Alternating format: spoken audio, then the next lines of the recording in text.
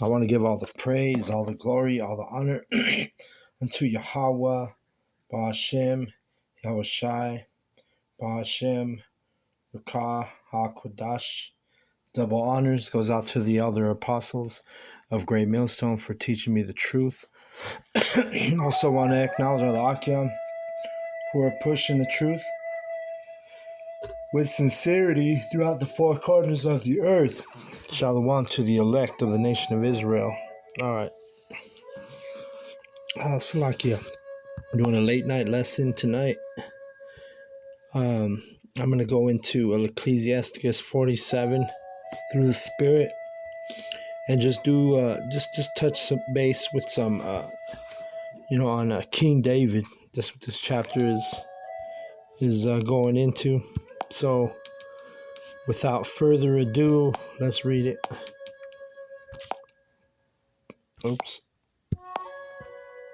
It says, and after him rose up Nathan to prophesy in the time of David. As is the fat taken away from the peace offering, so was David chosen out of the children of Israel. He played with lions as with kids, and with bears as with lambs. All right, because, King David, he was a warrior king. He was literally in the battles, in the trenches, And you go into the history, and he was, he played with, like it says here, he played with lions as with kids, and with bears as with lambs.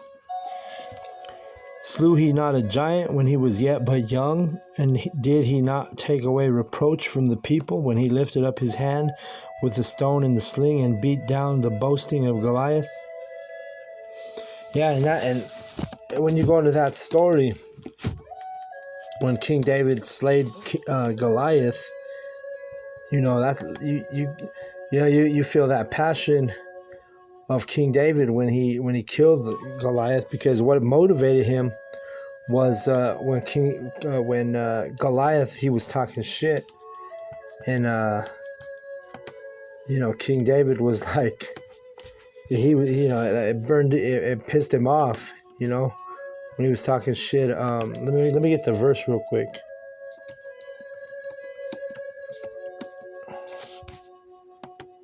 Let's see. Let's go to 1 Samuel 17.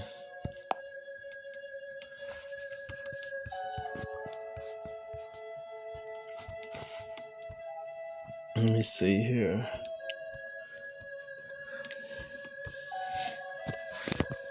Because, he got pissed off when Goliath was defiling the name of Yahweh, right? Let's see.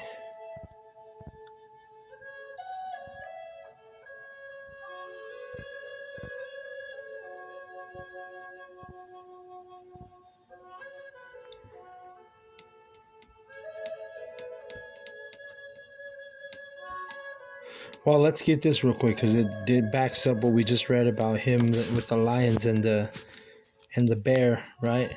It says in verse 33, and Saul said to David, thou art not able to go against this Philistine to fight with him, for thou art but a youth, and he a man of war from his youth. So he was basically like an underdog, right? Because he was a youth, he was young, while Goliath was a veteran of war, right? Verse 34, and David said unto Saul, thy servant kept his father's sheep, and there came a lion and a bear and took a lamb out of the flock. And I went out after him and smote him and delivered it out of his mouth. And when he arose against me, I caught him by his beard and smote him and slew him. Thy servant slew both the lion and the bear, and this uncircumcised Philistine shall be as one of them, seeing he hath defiled the armies of the living power. You see? So, hey, David was about it, right? Let me get that verse I was looking for, though.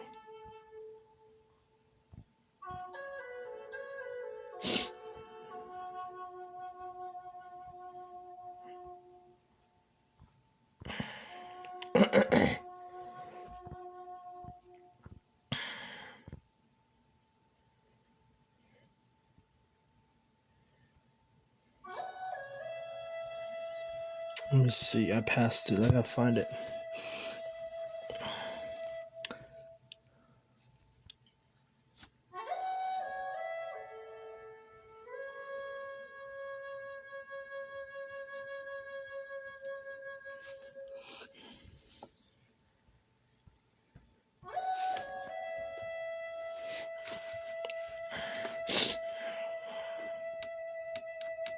Because basically, the Philistine Goliath, he was talking shit, calling out the Israelites, wanting to go to battle. And he was, speaking against Yahweh. And when David heard him, he just pissed him off, and it, ended up taking out Goliath. Let's see.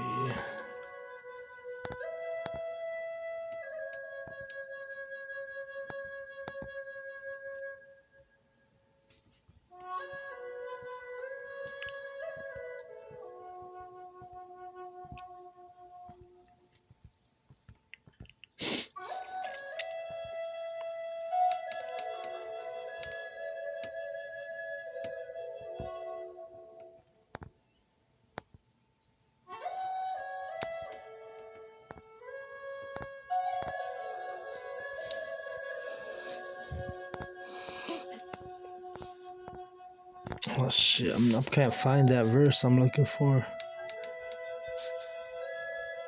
been a while since I read this chapter, but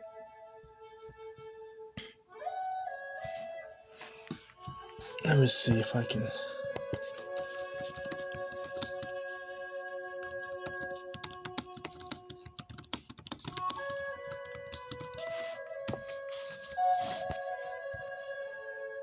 $45 maybe.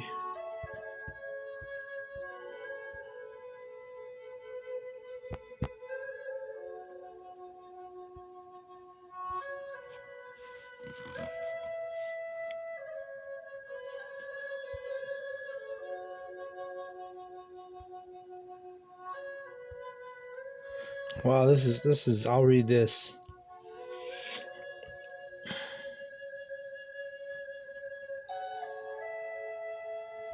I'll start at 42. It says, "And when the Philistine looked about and saw David, he disdained him, for he was but a youth and ruddy and of a fair countenance. And the Philistine said unto David, Am I a dog that thou comest to me with staves? And the Philistine cursed David by his gods." That's what it was. So he was cursing David, right, by his gods. It says, "And the Philistine said to David, Come to me, and I will give thy flesh unto the fowls of the air, and to the beasts of the field. Then said David to the Philistine, Thou comest to me with a sword, and with a spear, and with a shield, but I come in to thee in the name of Yahweh of hosts, and the power of the armies of Israel, whom thou hast defied. This day will Yahweh deliver thee into mine hand, and I will smite thee and take thine head from thee. And I will give the carcasses of hosts of the Philistines this day unto the fowls of the air and the wild beasts of the earth, that all the earth may know that there is a power in Israel." All right, and so that's when he killed him with the rock, with the slingshot, right in his forehead. But when he was cursing David in his, in his God's names, David took him out through the spirit and power of Yahweh Bashem Yahushai. All right, so let's get back to Ecclesiastes 47. Verse 5, it says, "For he called up the Most High Yahweh and gave him strength in his right hand to slay the mighty warrior and set up the horn of his people. So the people honored him with 10,000s and praised him in the blessings of Yahweh, and he gave him a crown of glory." And remember, it says 10,000s because there was a saying in Israel that the women were singing that made Saul, the king Saul, he made him jealous, because the women would sing, Saul has slain thousands of men, and the saying was that the women would sing King David had slain tens of thousands of men, and it made Saul pissed off and jealous of David. That's why he kept trying to kill him. Verse 7, for he destroyed the enemies on every side and brought to naught the Philistines, his adversaries, and brake their horn in sunder unto this day. In all his works he praised the Holy One Most High with his words of glory. With his whole heart he sung songs and loved him that made him. Right, he set singers also before the altar, that by their voices they might make sweet melody and daily sing praises in their songs. And they one of the titles of King David was the Psalmist of Israel, as in Psalms, right? And the word psalm means songs.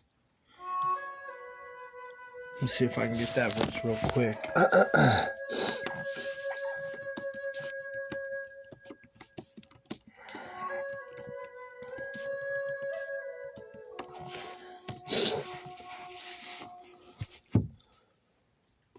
Yeah, here we go. 2 Samuel 23:1.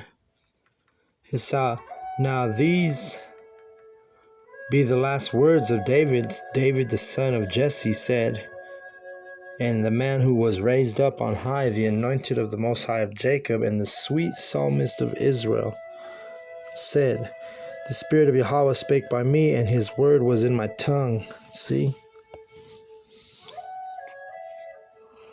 So he was considered the sweet psalmist of Israel, right? I mean, he was a singer. He was like a musician. I mean, you remember he played the harp.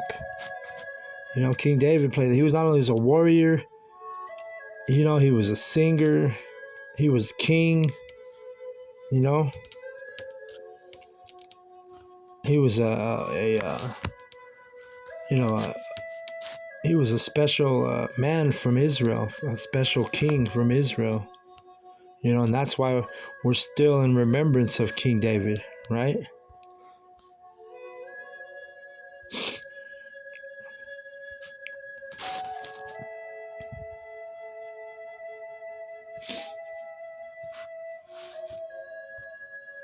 Let's see. Ecclesiastes 47:10. He beautified their feasts and set in order the solemn times until the end, that they might praise his holy name, and that the temple might sound from morning. Right. So he made sure that Yahweh's name was praised. Verse 11, Yahweh took away his sins and exalted his horn forever. He gave him a covenant of kings and a throne of glory in Israel. After him rose up a wise son, and for his sake he dwelt at large. Solomon reigned in a peaceable time and was honored, for the Most High made all quiet round about him, and he might build an house in his name and prepare his sanctuary forever. So yeah, King Solomon, he had reigned in a time of peace. Because why? Because his father David has set up all the boundaries, all the borders of Israel were at peace, because he basically, he already had put it on the heathen, to the point where King Solomon was he ruled in a peaceful time. And that's why the temple, the first temple, was built by King Solomon, because King Solomon wasn't at battle, wasn't at war like King David was all the time. All he had to do, and I'm not saying all he had to do, but not minimizing it, because King Solomon was a great king of Israel as well. And really it says in the scriptures that nobody had wisdom like Solomon that ever walked the face of the earth. Which we know through the Spirit that Solomon, through the reincarnation, regeneration, was Yahweh Shai, right? So it makes sense that he would be the most wise spirit that ever walked the earth. Verse 14. Let's see. And actually, you know what? I'm going to look that verse up real quick.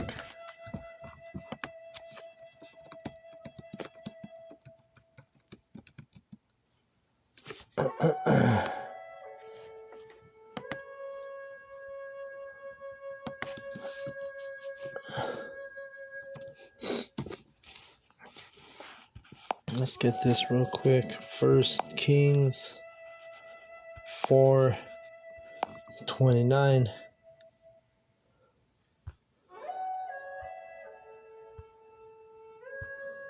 Well, here we'll start at 29.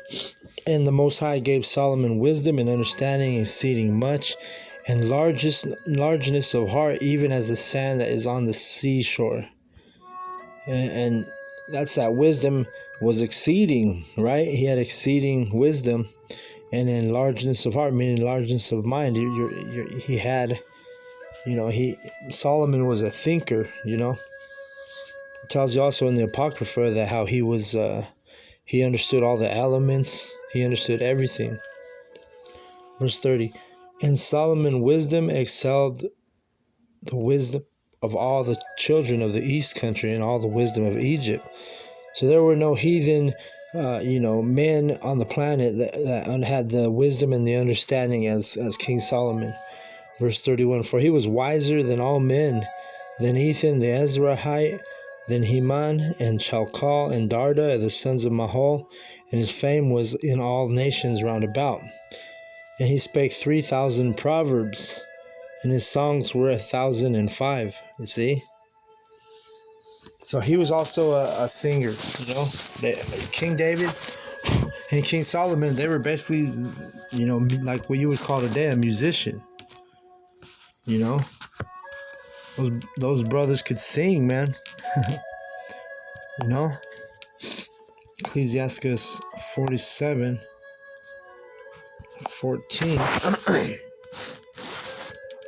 How wise wast thou in thy youth, and as a flood filled with understanding. Thy soul covered the whole earth, and thou fillest it with dark parables. Right, and those dark parables, those dark sentences, those dark sayings, those are those things that we understand today that have been manifested to the prophets of today because the knowledge has increased, right? A dark saying, a dark parable, those are things that, these heathen, when you go to heathen church, you go to church set up by Esau Edom, and they don't understand the parables. They can't break down the parables because there's no wisdom in those churches. Right? There's darkness in the so-called, the pagan Christian church, or the Jehovah's Wickedness, or the Kingdom Hall as they call it. None of these churches here in Babylon, none of them are able to have the light. They don't have the light. Only the descendants of Jacob, who Yahweh he showeth his word unto Jacob. Right. Verse 16. Thy name went far into the islands, and for thy peace was thou beloved. The countries marveled at thee for thy songs and proverbs and parables and interpretations. Right, so, remember, even this is a characteristic of the true prophets of Yahweh Bashem Yahushai. We're the only ones who can interpret this book correctly, you see? We're the only ones who have the breakdowns, And in this generation, it starts out with our elders. See, I like to bring this verse out. Let's see, what am I? Ecclesiastes 8:1. It says, "Who is as the wise man, and who knoweth the interpretation of a thing?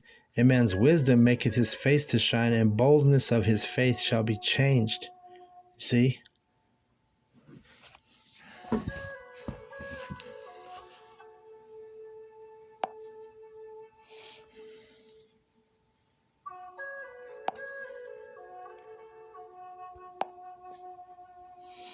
Let's see, go back to Ecclesiasticus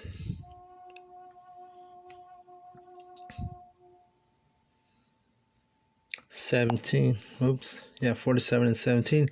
It says, "The countries marveled at thee for thy songs and proverbs and parables and interpretations by the name of Yahweh the Most High, which is called Yahweh the Most High. Thou didst gather gold as tin, and didst multiply silver as lead." So, gold and silver are precious metals. tin and lead, those are not considered precious metals. But the point is Solomon had such an abundance of gold and silver that it was like as if he had, this. It was almost like they weren't precious because he had so much, right? Because he was so blessed. He had that. He had that that was his substance. He had a lot of substance. He was rich. Verse 19, thou didst bow thy loins unto women, and thy body thou wast brought into subjection. Thou didst stain thine honor and pollute thy seed, so that thou broughtest wrath upon thy children, and was grieved for thy folly. Right, because when Solomon was in his old age, he basically was, setting up altars to the heathen nations because of the heathen women he was dealing with. So he ended up going off, in his old age, and it was basically, that was the occasion for Yahweh to split up the nation into the northern and southern kingdom, right? So it says in verse 21, so the kingdom was divided, and out of Ephraim ruled a rebellious kingdom. But Yahweh will never leave off his mercy, neither shall any of his works perish, neither will he abolish the posterity of his elect, and the seed of him that loveth him he will not take away. Therefore he gave a remnant unto Jacob, and out of him a root unto David. Right? So even though that Yahweh had, separated the northern and southern kingdom, and which was one time one nation, Israel, because of basically we were punished not only for, it was all of our sins, and all the Israelites went off, but during the time when Solomon was setting up altars to the heathen women and the heathen nations, then he became it was an occasion for Yahweh to split the kingdom in two. And now fast forward to this generation, and here we are coming back as one kingdom. All right? One nation. There's no longer going to be southern and northern kingdom. No, we're coming back as one nation. That's why it always speaks about as in the days of, he's going to build up the tabernacle as in the days of old, as in the days of David. Because during King David's reign, all the tribes were still one nation. All right. It says, but Yahweh will never leave off his mercy, neither shall any of his works perish, neither will he abolish the posterity of his elect. Posterity goes into, your people, your children, your descendants. And the seed of him that loveth him he will not take away, wherefore he gave a remnant unto Jacob, and out of him a root unto David. Right, and that root of David, what was that? Yahushai. Thus rested Solomon with his fathers, and of his seed he left behind him Roboam, even the foolishness of his people, and one that had no understanding, who turned away the people through his counsel. There was also Jeroboam, the son of Nebat, who caused Israel to sin and showed Ephraim the way of sin. Right. Because Rehoboam was the king of the southern kingdom, and then Jeroboam was the king of the northern kingdom. Right? Let me make sure I'm saying that. I always get those two mixed up. Let's see.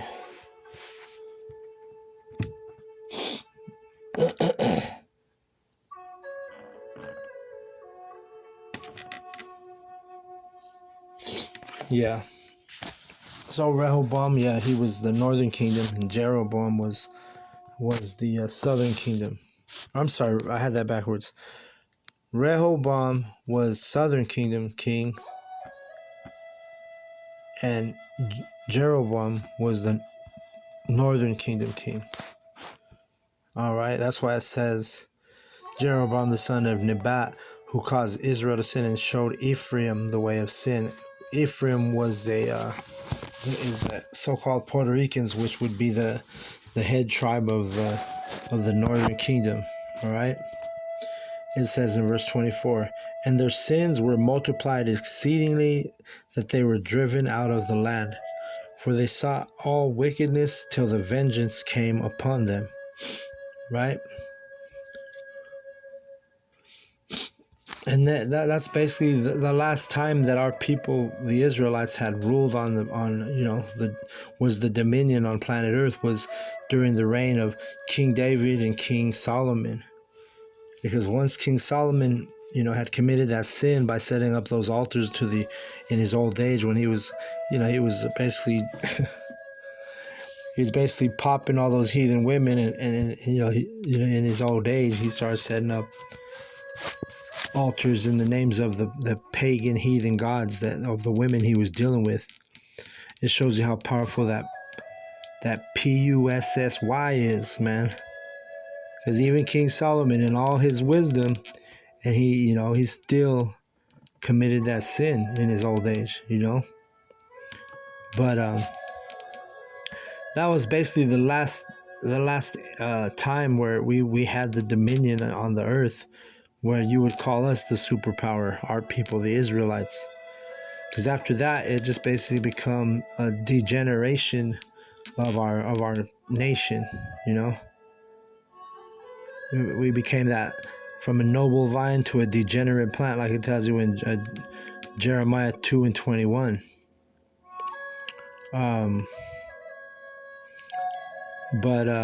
Yeah, I'm gonna go ahead and close out on that. I just wanted to do a quick lesson. I didn't even know. I kind of been busy all this evening, with certain different things over here at the house, and I had planned on doing this lesson like about 6 hours ago, and here I am now doing it. But it's all through the spirit and power of Yahweh Bashem Yahushai. But so I decided to just do this lesson because I started reading in Ecclesiasticus, and was in my spirit to do the lesson on King David and King Solomon. But with that, I want to give all the praise and all the glory, all the honor unto Yahweh, Bahashem, Yahushai, Bahashem, Rakaha Kudash. Double honors goes out to the elder apostles of Great Millstone for teaching me the truth. Also, want to acknowledge Alakiam, who are pushing the truth with sincerity throughout the four corners of the earth. Shalom to the elect.